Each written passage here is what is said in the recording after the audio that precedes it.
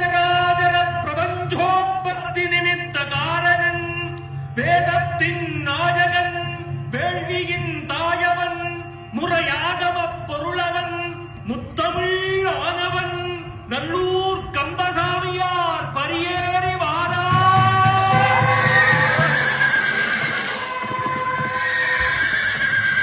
பார்த்தேனே உயிரின் வழியே, யார் கண்ணும் காணா முகமே,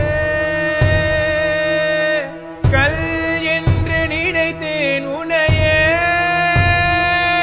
நீ யார் என்று சொன்னாய் மனமேதான், நீ எதில் நீ இருந்தாய்.